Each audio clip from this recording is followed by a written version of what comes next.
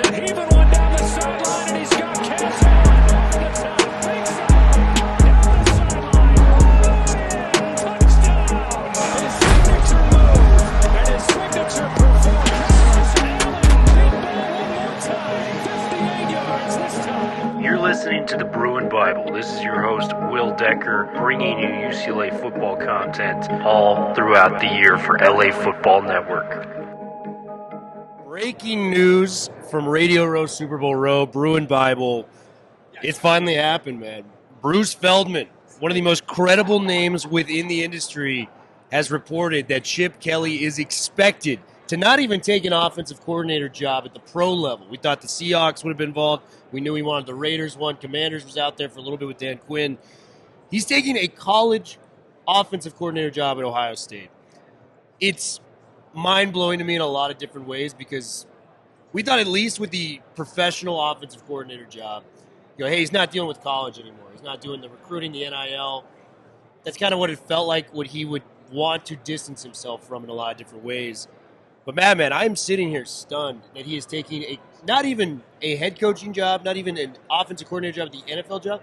It is a downgraded move to do this at the college level. Give me your initial thoughts on this because my mind is blown, and we have to just discuss what the matter is with this. Well, it's absolutely stunning, and it's probably unprecedented in the history of college football that a standing coach at a major Power 5 program, as the head man, would voluntarily move forward with a coordinator position at that same Power 5 level.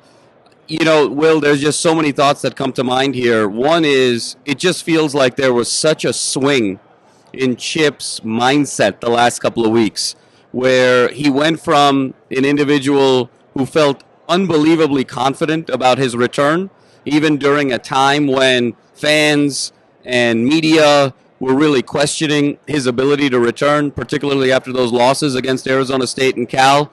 And Martin Jarman announces continuity, Chip Kelly returns, but it really does feel like in the last few weeks something has happened inside that athletic department where either Martin Jarman has gotten sort of a renewed sense of urgency as the athletic director and needing to make bigger moves, or there has been some form of clarity with the new chancellor and the willingness to take bigger bets in terms of athletics, or Chip's just desire of quote-unquote reading the room and understanding that he's lame duck status in 2024 and just trying to accelerate that process. The two things that kind of come to mind here, Will, one is, let's not forget, he's got a very close relationship with Ryan Day. Yeah. Ryan Day was the individual that he was actually golfing with when the Big Ten move broke, when they were golfing together. They're from the New Hampshire area. So in that regard, from a relationship standpoint, it makes sense. But how ironic, number two,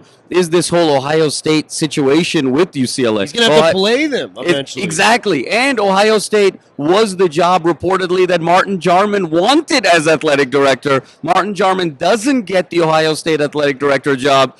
Feels like that probably recommits him in a sense to the UCLA AD, only to see his coach then go to the very school that he wanted as his dream job. It is a soap opera fitting of Hollywood right now with UCLA football. Everything is on the table at this point, and what bothers me is the timing of the whole thing. Yep. And UCLA, for all of its strengths, and it's the number one public university in the world, there's a lot of great things going on there.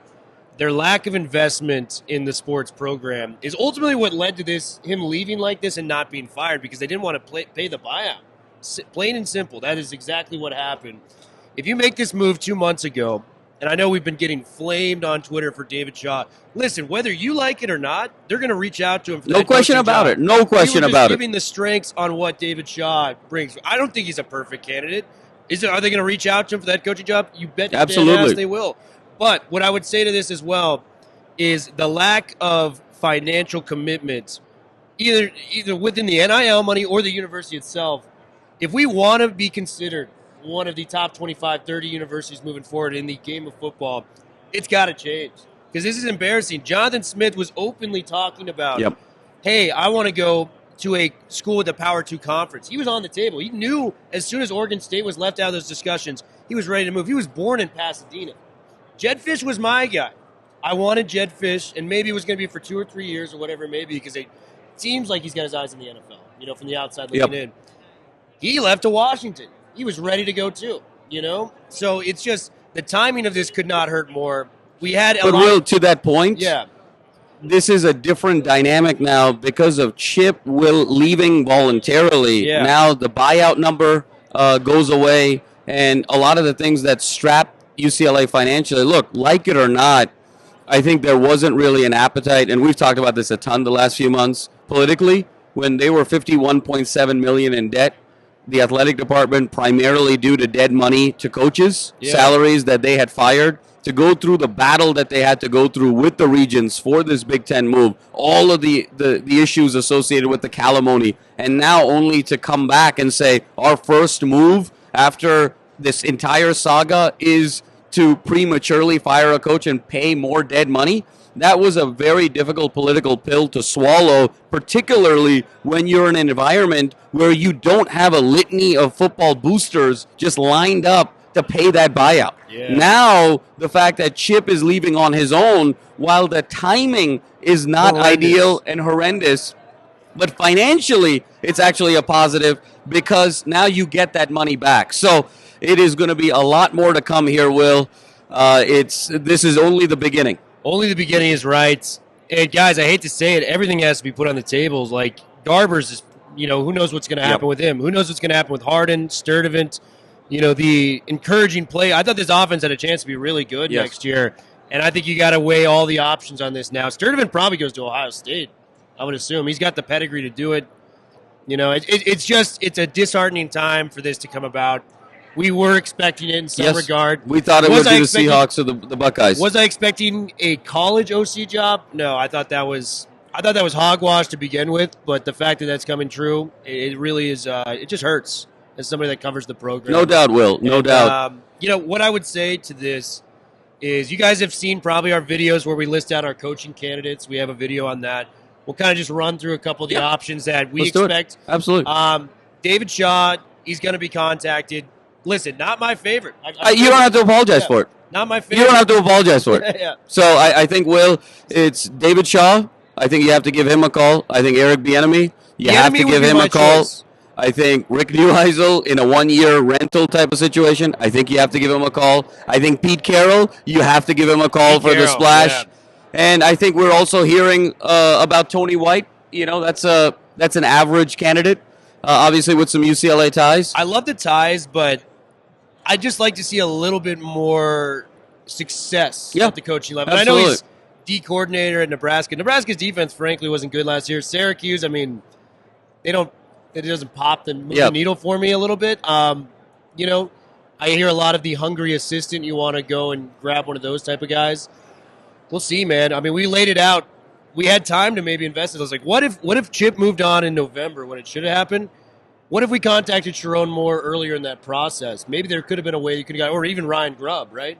Even Ryan Grubb, one of those situations. So all of the top assistants are gone. All the top coaches are gone. This is the list we're left with. This is the reality of the situation of what's going on with Westwood, guys. So any other suggestions, I welcome them. I obviously just want the best for what is UCLA football. That's what we all do here. That's why we put the hours in to give you guys the work. We just want the best for UCLA football moving forward. So, guys, we had to give you this quick hit update. Stay tuned. Yeah, this is just the beginning. I think there's going to be a lot of conversation around what happened there because, again, I just want to reiterate, it just feels like there was such a mindset shift with Chip. Also a mindset. Yes, absolutely. With Chip on just this level of urgency to get a job that just did not exist even 3 or 4 weeks ago. So something has happened organizationally with the program, either with Martin Jarman's long-term commitment to being AD or finances coming in and an appetite to take more risks in terms of new hires, or alignment with chancellor and administration and the athletic department, but something has happened kind of architecturally with UCLA from an organization standpoint that has changed the last few months. We will try and unpack more of it as we know more. And then second, here we go now. It's not interview season, but it's interview season in Westwood with the list that we have. I think there's, like we talked about, Will, there's a stable, safe hire in a David Shaw type. There's obviously the 1-year rental model you could go to with a Rick Neuheisel type. Or if you want to make a big splash for a short-term period, there's kind of the Pete Carroll type of model to be able to do so. But you're going to have to think non-traditionally, given the fact that you're in the second week of February with a new window of the transfer portal opening up, and the fact that everyone else has a head start on you, about a 60-day head start, given that they've lined up their staffs about the middle of December. Yeah, it's going to be a wild time. It's just embarrassing how this situation played out, if I'm being honest. I've never seen this in college football where both sides are so openly. We compared to the Will and Jada Smith marriage. Yep. Where it's like they're technically, the knot is tied, but it was such an open relationship on both sides that it made everyone uncomfortable following and being involved. So, man, this sucks. I think you can kiss goodbye the new 4-star linebacker commitment we just got like a week ago. But, guys, stay tuned. That's all we got for you.